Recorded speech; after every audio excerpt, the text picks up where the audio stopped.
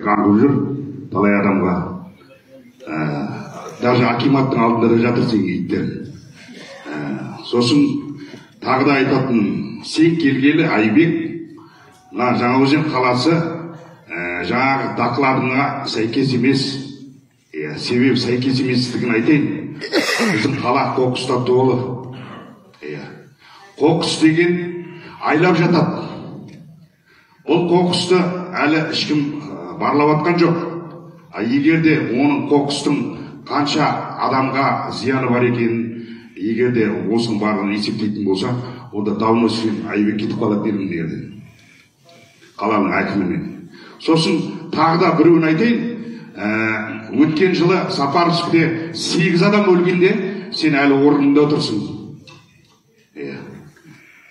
Жалпы бір адам өлсе үлкен ЧП еді баяғы Союздың уақытында. Бір полкте бір солдат өлсе, командир полка жұмыстан моментально шатылады. Сен отырсың, себебі сен Ноғаевқа керексің, сен кәсіпкер, сенде ақша бар. Бізге сен ақшаң керек емес, бізге жұмыс жасайтын адам керек. Мына жерге. Жаңа Ноғаев сіз айтып отырсыңыз, 70 адамды босаттық жұмыстар деп. Өтірік алдамаңыз сіз. 70 адамның маған списогын әкеліп беріңіз. Сосын мен сізге айтамын. Айтқаныңыздың барлығы өтірік. Келесіңіз, 30 жыл болды біз уже мына сендердің сказкаңызды тыңдағанға, ертегілеріңізді. Енді айтқым келетіні, осындай жаңағы жұмыссыздықтарды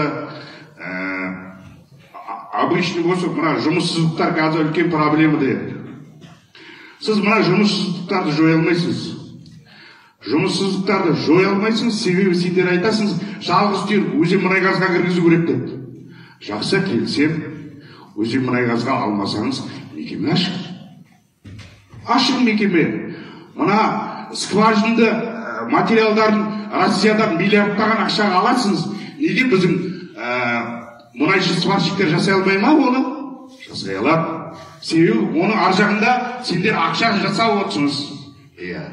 Бірдеңе миллиардқа алынатын болса, үстіне бірдеңе миллиардпен аласыңыз. Ол Қазақстан еліне үлкен утопия ол деген. Үлкен банкротствоға әкеледі түбінде. Сондықтан әкім мырза, облыс әкімі, сендерге ертегілеріңізді қойыңызшы. Жаңағы дақладыңды қарасаң, өзен гүлденіп кеткен сенің дақладыңды айтқанда. Өзен гүлденген жоқ, өзен деген қоқысқа айналып қалады. Айлап жатыр, тағы да қайталап айтамын саған. Айбек. Сол сияқты осындай сөйлеген азаматтарды сен кезінде адам жіберіп ұрғызғандасың. Сондықтан сен лично мен өзім саған недоверие беремін, сенімсіздік білдіремін. Әкім, возможно, сізге ауылдық колхоз совхоздың әкімі болуға болады шығар, бірақ мынау Жаңаөзенмен ойнамаңыз, үлкен қала. Жаңаөзен. Сіз алып бара алмайсыз. Нұрлан Ноғаев саған да айтамын.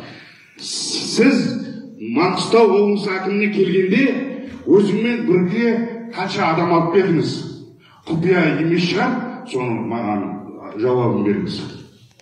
Себебі Маңғыстауда жұмыссыздық дейміз. Қанша адамды өзіңмен командаңа алып бердің? Значит, командаңа алып келген, ол ар жағы түбі жемқорлыққа апарады деген сөз. Солай ба?